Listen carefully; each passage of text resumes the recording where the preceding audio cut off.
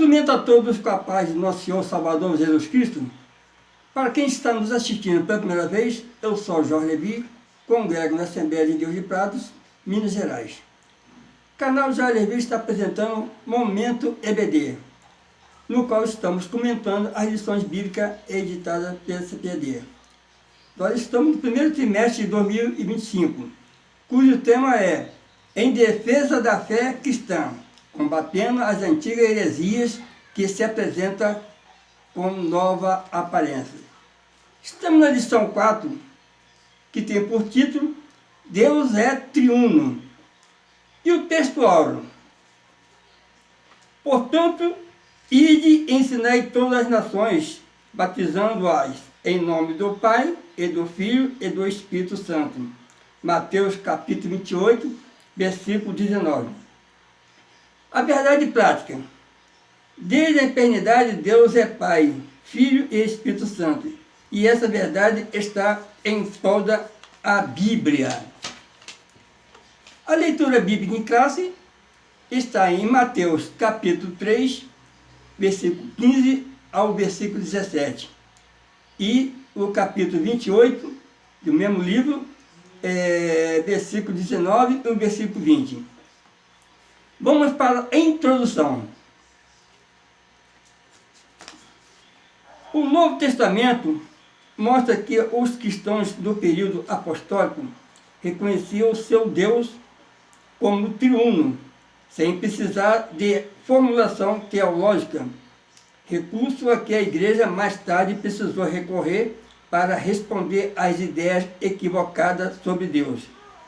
A Trindade é uma doutrina com sólidos fundamentos bíblicos, e mesmo sem conhecer essa terminologia, a Trindade, os cristãos do período apostólico reconheciam essa verdade.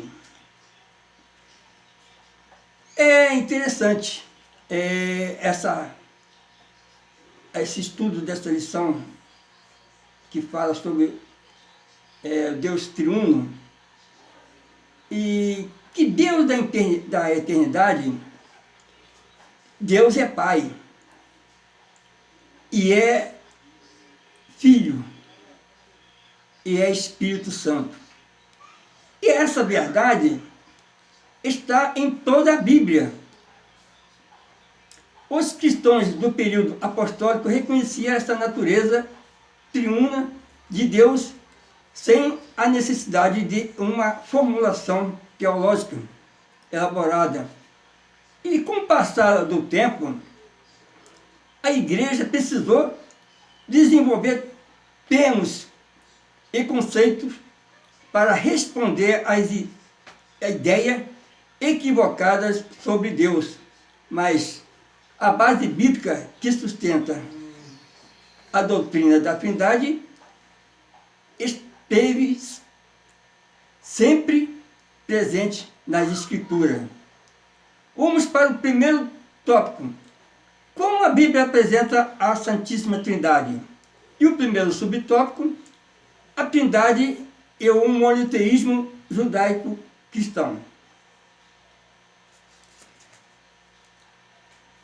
As Escrituras ensinam que o Deus de Israel, revelado nas Escrituras dos judeus, conforme o comentarista colocou aqui algumas passagens bíblicas, Deuteronômio 6, versículo 4, e 2 Reis, versículo 19, 2 Reis, capítulo 19, versículo 15, e Neemias, capítulo 9, versículo 6, e Salmo 83, versículo 18, e Salmo 86, versículo 10, é o mesmo Deus do Novo Testamento. E o comentarista colocou Marcos, capítulo 12, versículo 29 ao versículo 32. E destacou aqui o comentarista, como letra A, cada uma das três pessoas é chamada de Deus. A mesma Bíblia que ensina a haver um só Deus e que Deus é um só, ensina também que o Pai é Deus, o Filho é Deus, o Espírito Santo é Deus. O nome Deus se aplica ao Pai sozinho, da mesma forma ao Filho e ao Espírito Santo. E a letra B, cada uma das três pessoas é cada Senhor.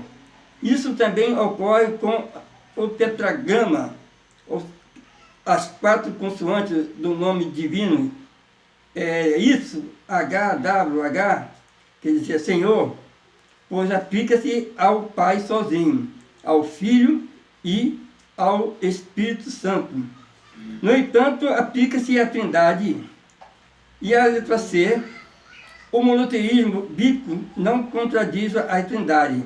Ouve Israel, o Senhor teu, nosso Deus, é o único Senhor. Essa é a confissão de fé no judaísmo.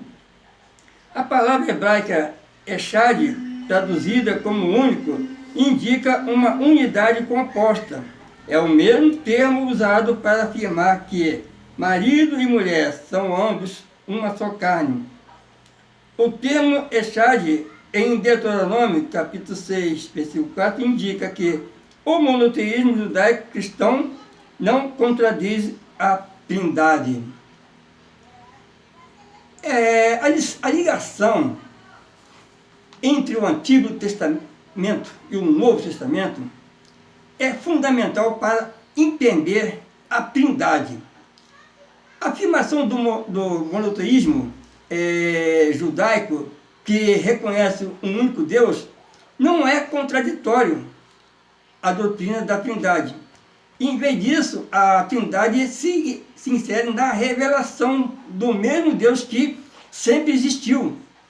E essa continuidade enfatiza que a essência de Deus permanece a mesma, independentemente da época ou do contexto. A Bíblia não apenas afirma a existência de um único Deus, mas também reconhece a divindade de cada uma das 3 pessoas da Trindade. E essa compreensão é essencial para a fé cristã, pois cada pessoa não é uma parte de Deus, mas sim plenamente Deus em essência e natureza. E essa verdade reforça a ideia de que a Trindade é uma unidade composta, onde cada pessoa desempenha um papel distinto, mas igualmente divino.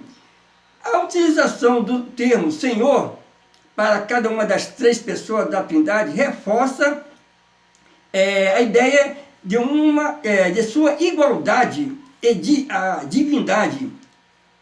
O tetragrama, conforme o comentarista colocou, as 4 consoantes do nome divino, que é YHWH, que representa um nome pessoal de Deus. É aplicado ao Pai, ao Filho e ao Espírito Santo, indicando que todos compartilham a da mesma autoridade e majestade. E essa aplicação é uma afirmação poderosa da unidade, da diversidade dentro da Trindade, que é o central para a compreensão cristã de Deus.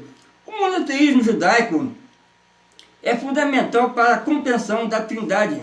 A palavra Echad, que significa um ou único, sugere uma unidade que não exclui a pluralidade. Assim como um casal se torna uma só carne, a Trindade revela uma unidade composta em Deus. E essa interpretação reforça que a crença em um único Deus não é incompatível com a crença em um Deus que se manifesta em 3 pessoas distintas. Vamos para o segundo subtópico, a evidência no Antigo Testamento. Essa doutrina está implícita desde o Antigo Testamento, pois há declaração que indica claramente a pluralidade na unidade de Deus. E disse Deus, façamos o homem a nossa imagem conforme a nossa semelhança. Está lá em Gênesis capítulo 1, versículo 16. Disse o Senhor Deus, eis que o homem é como um de nós. Gênesis capítulo 3, versículo 22. E o Senhor disse, eia, desçamos e confundamos ali a sua língua, para que não entenda a língua do outro. Gênesis capítulo 11, versículo 6, versículo 7. E não para por aí. Em Isaías, capítulo 63, versículo 8 ao 14, o Espírito Santo aparece alternadamente com Javé e com o anjo de sua face. As passagens citadas aqui no Antigo Testamento são fundamentais para a compreensão da Trindade. A expressão façamos, em Gênesis, capítulo 1, versículo 26, eu uso, no caso, do plural, em Gênesis capítulo 3, versículo 22, e Gênesis capítulo 11, versículo 6 ao versículo 7, revela uma pluralidade dentro da unidade de Deus. Além disso, a presença do Espírito Santo em Isaías capítulo 63, alternando com Javé, evidencia a relação entre as pessoas da Trindade desde os tempos antigos, mostrando que a revelação de Deus sempre incluiu essa pluralidade. Vamos para o terceiro subtópico, revelado no Novo Testamento. A Trindade bíblica, ou seja, a Trindade em si mesma, pregada pelos cristãos, consiste em um só Deus, que subsiste eternamente em três pessoas distintas. A Trindade em si mesma.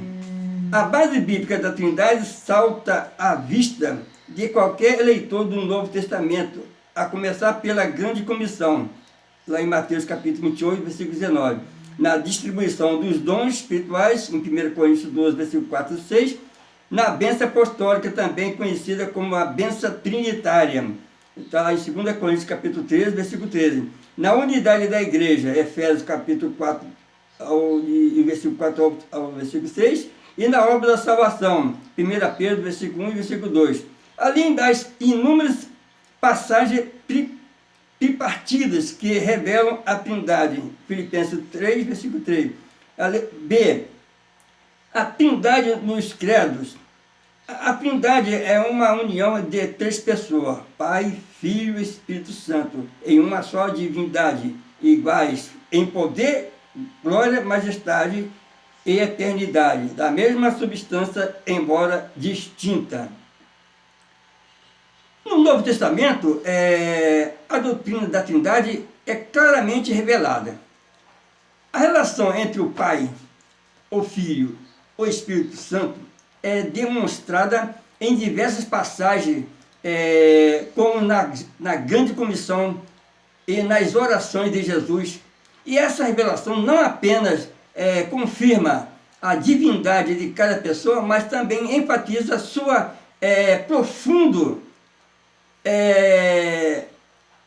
mistério que repete a complexidade e a beleza da natureza de Deus.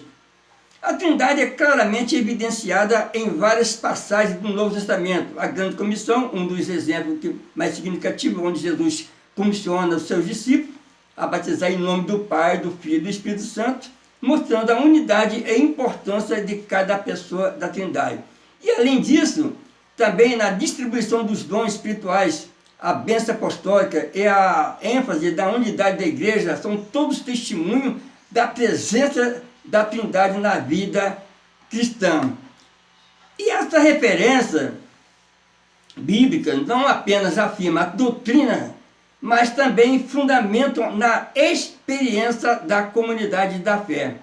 A definição da Trindade nos credos cristãos reflete a compreensão histórica e teológica que a Igreja desenvolveu ao longo dos séculos. E essa união de três pessoas em uma só divindade enfatiza que, embora cada pessoa tenha papéis distintos, todos compartilham da mesma essência divina. E a igualdade em poder e glória e majestade é crucial para a fé cristã, pois assegura que a adoração e a reverência devem ser dirigidas a Deus em sua totalidade, reconhecendo a importância de cada pessoa da Trindade. Chegamos agora ao segundo tópico, as heresias contra a doutrina da Trindade. E o primeiro subtópico, vamos estar falando aqui sobre o unicismo. Unicismo. Mas aqui vai entender que está falando aqui sobre esse movimento. E vamos estar, o comentarista coloquei aqui, vamos estar lendo aqui o que o comentarista nos propôs, né, desse primeiro subtópico, que fala sobre o unicismo. Unicismo. Esse movimento, desde a sua origem no século III, é conhecido como monarquismo, ou melhor, monarquianismo, modalismo, participacionismo e sabelianismo. Os principais hierarcas representantes desse movimento foram Noeto, Práxia e Sabélio. O unicismo não nega a deidade absoluta do Filho nem a do Espírito Santo, mas nega a Trindade, pois confunde as pessoas. A heresia consiste em negar a Trindade, pois ensina ser o Pai, o Filho e o Espírito Santo, uma única pessoa, e não três pessoas distintas em uma só divindade. A Bíblia ensina o monoteísmo, ou seja, a existência de um só e único Deus, eternamente subsistente em três pessoas distintas. É como afirma o nosso cremos em nossa declaração de fé. O unicismo e o unitarismo representam distorções, ambas apresentam distorções da doutrina da Trindade. Negando a distinção entre as pessoas divinas, o unicismo, em particular, confunde as três pessoas da Trindade, afirmando que o Pai, Filho e Espírito Santo são as mesmas pessoas, e o que contradiz a revelação bíblica. Essas heresias foram historicamente condenadas pela Igreja, pois comprometem a compreensão correta da natureza de Deus e a relação dos crentes com Ele. A rejeição dessa doutrina é essencial para a preservação da verdadeira fé cristã. O unicismo representa uma das principais heresias que desafiam a doutrina da Trindade. Embora reconheça a divindade do Filho e do Espírito Santo, confunde as três pessoas em uma única entidade. E essa confusão resulta em uma compreensão errônea de Deus, que é um ser triuno. A Bíblia, no entanto, deixa claro que Deus é um só, mas subsiste em três pessoas distintas, cada uma com a sua própria função e papel na obra da salvação. E essa verdade é fundamental para a fé cristã e é reafirmada na declaração de fé da Igreja. Vamos para o segundo subtópico, a verdade bíblica. Ninguém no mundo chega à conclusão unicista simplesmente pela leitura da Bíblia. Pelo contrário, salta à vista de qualquer eleitor a distinção dessas três pessoas da Trindade, a começar pelo batismo de Jesus. Diversas vezes Jesus deixou claro que ele é uma pessoa e o Pai outra. Embora sejam eles o mesmo Deus, com frequência ele se dirigia ao Pai como outra pessoa, também nos seus discursos. E na oração sacerdotal em João capítulo 17. Trata-se de um relacionamento do tipo eu, tu e ele. Quando Jesus anuncia a vinda do Consolador, ele emprega a terceira pessoa. A Bíblia ensina que Jesus é o Filho do Pai e não o próprio Pai. Isso significa que não pode ser o próprio Pai do mesmo Filho. A leitura, a penta da Bíblia, revela claramente a distinção entre as pessoas da Trindade. O batismo de Jesus é um exemplo evidente, onde as três pessoas estão presentes de forma distinta. Jesus frequentemente se refere ao Pai como uma entidade separada, o que refuga a ideia unicista. Além disso, a oração sacerdotal em João 17 demonstra um relacionamento interpessoal entre o Pai e o Filho.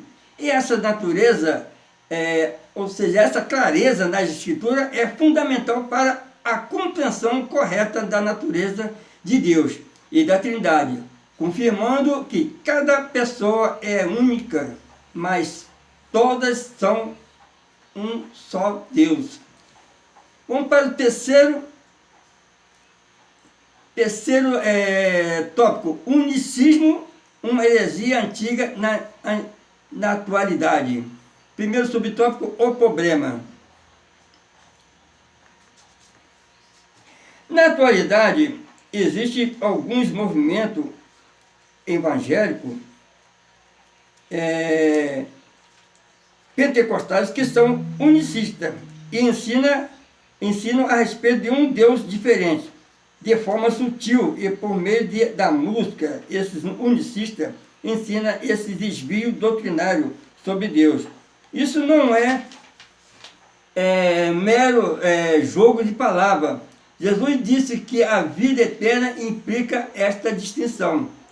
A vida eterna é esta, que conheçam a ti só por um único Deus verdadeiro, e a Jesus Cristo a quem enviaste. Essa passagem mostra que a salvação envolve duas pessoas distintas e que esse conhecimento não é cognoscível, mas místico, espiritual, que implica comunhão, fé, obediência, adoração. Conhecer a Deus é o mesmo que conhecer a Cristo, em virtude da unidade de natureza do Pai e do Filho. Jesus disse que ninguém conhece o Filho sem o Pai e vice-versa.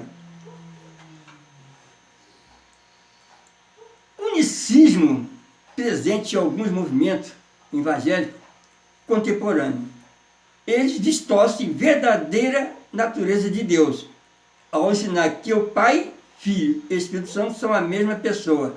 E essa confusão é frequentemente disseminada através de música e outras formas de comunicação. A passagem de João, capítulo 17, versículo 3, enfatiza a necessidade de reconhecer as distinções entre o Pai e o Filho para a compreensão plena da salvação. A vida eterna é baseada no conhecimento de um Deus verdadeiro e de Jesus Cristo, o que implica um relacionamento pessoal com ambas as pessoas da Trindade. Essa relação não é meramente intelectual, é uma experiência espiritual que envolve fé e adoração. Vamos para o subtópico 2, uma reflexão bíblica. O que dizer de pessoas convertidas por meio do ministério dessa música unicista? O poder é da palavra e não do tal movimento. A palavra de Deus é a semente mesmo sendo semeada por mãos enfermas, infeccionadas. A semente vai germinar. Jesus falou sobre isso no Sermão do Monte. Alguns podem dizer que se sente bem ao ouvir tais músicas. Assim convém lembrar que ninguém está autorizado a fundar a doutrina com base em experiências humanas. As emoções caíram com a natureza humana no Éden e não servem como instrumento aferidor da doutrina. A Bíblia é a única fonte de doutrina e não as nossas emoções, pois somos norteados pela palavra na direção do Espírito. A reflexão sobre a conversão de pessoas através do ministério unicista levanta questões importantes sobre a autenticidade da fé. Embora a palavra de Deus tenha poder para transformar vidas, o contexto em que essa palavra é apresentada é crucial. A experiência emocional não deve ser a base para a formação de doutrinas. A Bíblia deve ser a única referência para a fé e prática cristã. As emoções, embora valiosas, podem ser enganosas também. É fundamental que a doutrina seja fundamentada na Escritura e não em sentimento passageiro. A orientação do Espírito Santo, conforme revelado na Escritura, é o que deve guiar a vida do cristão, a vida cristã. Vamos para o terceiro subtópico, a posição oficial. O unicismo é o condenado na Bíblia, considerado heresia pelas igrejas desde a sua origem e rejeitado pelos principais ramos do cristianismo e pela nossa declaração de fé. Temos um manifesto oficial contra o unicismo. O uso de música de grupos unicistas em nossas igrejas. A maioria de nossa liderança tem se posicionado contra essa heresia. A importância dessa decisão é para evitar que se adore o outro Jesus, um Jesus falso, diferente do revelado no Novo Testamento. Mas devemos destacar que não somos contra os unicistas, mas contra o unicismo, a doutrina desviante. Devemos manter o contato respeitoso no nosso dia a dia com essas pessoas, embora discordando de suas crenças com mansidão. A posição oficial da igreja, conforme já foi lido aqui, em relação ao unicismo, é clara e fundamentada nas Escrituras. A condenação dessa heresia é uma medida necessária para proteger a pureza da fé cristã e garantir que a adoração seja dirigida ao verdadeiro Jesus, conforme revelado no Novo Testamento. A distinção entre o unicista e o unicismo é importante. A igreja busca manter postura respeitosa e amorosa em relação às pessoas, enquanto se opõe firmemente à doutrina que distorce a verdade sobre a Trindade. Essa abordagem permite um diálogo respeitoso, mesmo em meio à discordância teológica. Chegamos na conclusão. A introdução do credo de Atanásio resume a doutrina da Trindade. Todo aquele que quer ser salvo, antes de tudo, deve professar a fé cristã, a qual é preciso que cada um guarde a perfeita e inviolada, ou terá com certeza de perecer para sempre. A fé cristã é esta, que adoremos um Deus em Trindade e Trindade em unidade. Não confundimos as pessoas, nem separamos a substância. O problema é que os unitaristas separam a substância e os unicistas confundem as pessoas e assim creem num Deus distinto do que é apresentado pela Bíblia. Ao concluirmos aqui essa lição que nós estudamos, devemos reafirmar a importância da doutrina da Trindade como um elemento central da fé cristã. O credo de Atanásio serve como um lembrete da separação, um lembrete da necessidade de uma compreensão correta da natureza de Deus. A confusão entre as pessoas da Trindade e ou separação de suas substâncias resulta em uma visão distorcida sobre Deus, que não corresponde ao que as Escrituras revelam. A proteção dessa verdade é vital para a saúde espiritual da igreja e para a salvação dos crentes que devem adorar um Deus que é triuno, em unidade e diversidade. A doutrina da Trindade é um dos pilares fundamentais da fé cristã. Ela não apenas define a natureza de Deus, mas também molda a experiência espiritual dos crentes. A Trindade revela um Deus que é relacional e, por natureza, demonstrando que a comunhão entre o Pai e o Filho é o Espírito Santo, serve como modelo para os relacionamentos humanos. E essa compreensão nos convida a viver em comunidade, refletindo a unidade e a diversidade que existe dentro da própria natureza de Deus. Chegamos no final dessa lição maravilhosa, que eu creio que é uma lição que que nos coloca na posição, entendendo que, falando sobre a Trindade, vai lembrar que Trindade não tem essa palavra na Bíblia, mas a Trindade ela está presente nas Escrituras Sagradas. Que Deus abençoe a todos. Fico por aqui. Até a próxima, se Deus assim nos permitir. Fiquem todos na paz do Senhor Jesus Cristo. Amém.